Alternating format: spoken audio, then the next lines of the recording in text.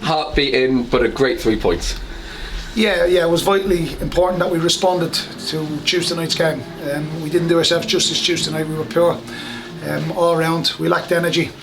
And one thing I must say is the crowd. I shouted at the crowd today for a little bit of energy. Give us a little lift the last 10-15 minutes, because you could see we needed it.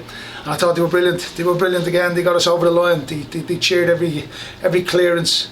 They started beating the drum and singing the songs, and that energised us, and that gave us that little bit of energy that we needed. So all in all, I have to praise the fans for what they've done for us in the last 10-15 minutes, and it energised the lads. So that was a big 3 points all round. Players, staff, fans, everybody played a big part in that today. It wasn't the prettiest game of football ever, but defensively you must be really pleased at the clean sheet and how they performed. Yeah, listen, there seems to be a trend in League 1, League 2 football, in all levels of football. It's very difficult to ask players to go and play 43 games over the course of a season. You know, already we're only in February and we've played 43 games. We've gone Saturday, Tuesday, Saturday. So I can understand it being flat from both teams. I can understand it being a little bit dead and flat in the first half for sure. And that probably just not here. That would be a football up and down the country. You'd probably find that a lot of games were flat on the back of them, the 3 games in a week. It is tough. It is a big ask, and we do keep asking the lads to keep going. And it's the same boys that are going time and time again. So yeah, I can understand why it was flat, and I get that, and I fully appreciate that. So as I said to them at half time, if it's flat and it's a little bit dour, typical League 2 game, I've played in hundreds of them myself, make sure we come out with something, and we come out with the victory, and we come out with the 3 points, and it was huge for us, to be fair. And the goal is an absolute corker from Will Evans, isn't it? Yeah. Will has been alright, to be fair. He does okay, you know. I just need him to get the breakfast club sorted. He's okay putting balls on the back of the net, but he can't put a bit of breakfast together. But yeah, that's an in-house joke. But look, he's been brilliant for us. He's a great lad, great kid. I love the bones of him. I'd adopt him. If ever his mum and dad want to get rid of him, I'd adopt him. No problem at all. I love him to bits. I think he's brilliant. We have many a fight. We have many of argument, many a fight. But look, he's stepped up to the plate. He's gone and got goals. His work rate, his attitude, his commitment, and he'll get stronger and stronger, to be fair. Particularly at this club with the coaching staff who've invested a lot of time in him. How tough is it going to be to keep a player like him over the summer, particularly if he keeps scoring goals like that today?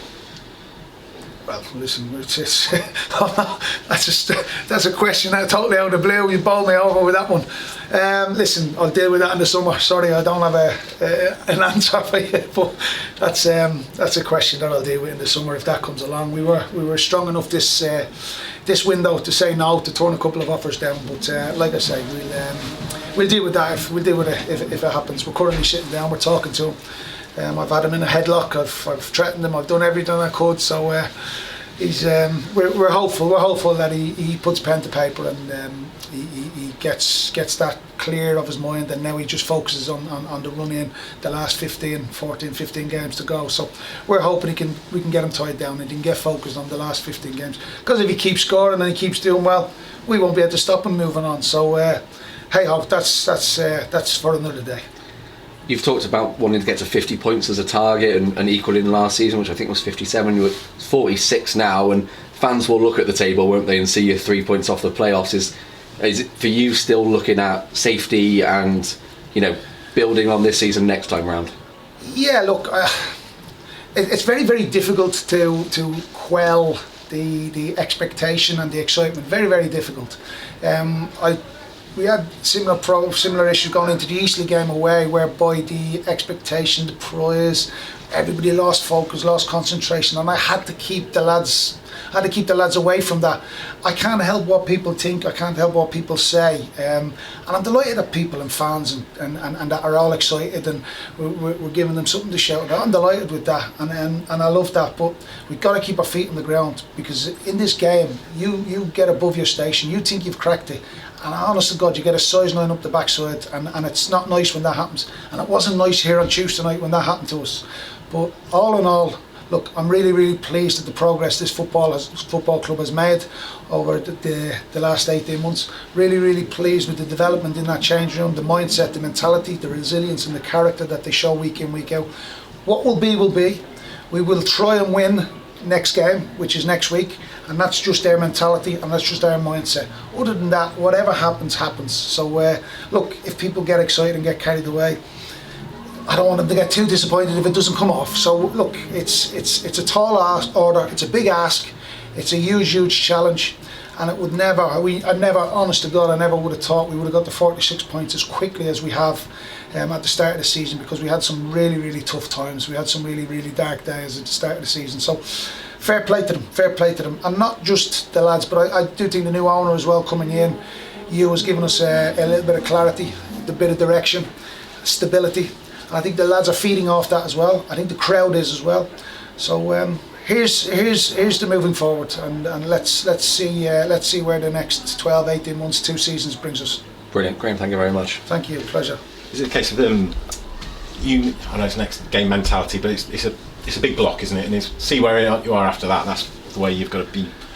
Look, there's teams, we're going to come up against teams who they spend money to beat the band. You know, they've got strength in depth, they've got quality of player, they've got massive wages.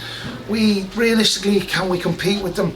Yeah, we can give it a go. We can compete with them, but yeah, look, let's see. MK Dons next. Let's deal with that one. Let's have a look at that. Let's see where we are after that, and it's after each game. We can assess, we can rejig, but like I say, we have got targets individually and collectively. 47 was 46 tonight is a big points haul for us already at this stage of the season. 57 would be even bigger and better for us to reach that or go beyond what we done last year. At and above the 57 would be minor miracles, but we will try. Today's defensive performance, given that you lost Ryan, how did that please you that they sort of adjusted to someone who's been there for all bar one game? I think it was just the last 10 minutes was just bodies on the line. It was just 11 tired men, so we had to get a couple of fresh legs off the bench to try and help us.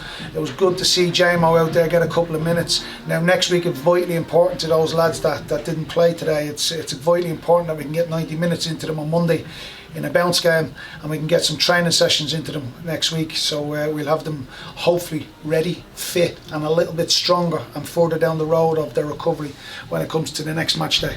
Is there any news on Ryan? Yeah, sort of on crutches. Yeah, we had a little bit of news on Ryan. It's not good. It looks at this moment in time Ryan's season is over.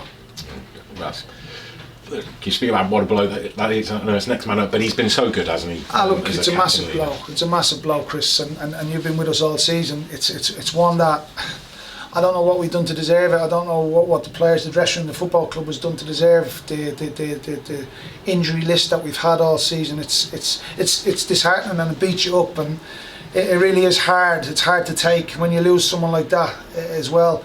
You know, not only that, I go back to Adam Lewis, I go back to, we've lost diggers on occasions, Harry Charsley, the list goes on. We've not got Declan, we've not got Omar, Ozinzala, you know. But them lads, honest to God, them lads, they work so hard, and God only knows where we would have been had it been September, October, November, had we not been dealt such a cruel blow. So look, it's been tough. It's been really tough, and at times, what have I done? You know, but we don't feel sorry for ourselves. We actually. We revel where we revel in the face of adversity, and it's testament to the group, testament to the mentality, testament to the mindset, and it's testament to the terraces, the fans, the supporters. Not one person at Newport County has felt sorry for themselves this season. Everybody's got up and got on with it, and let's not forget again, mentioning the fans. We had 1 or 2 dark days and the fans stuck with us. The fans sang us off pitches. We lost a game at Notts County the other night, here on Tuesday night, and I've never seen that before in football, where the fans did not leave the ground. Every fan stayed, and it wasn't because it was a nice warm, nice evening. They stayed on Tuesday night and clapped us and cheered us off the pitch, and that meant the world to that group of players. I didn't have to go into the group of lads. I just pointed to what the supporters done and the appreciation that they've shown.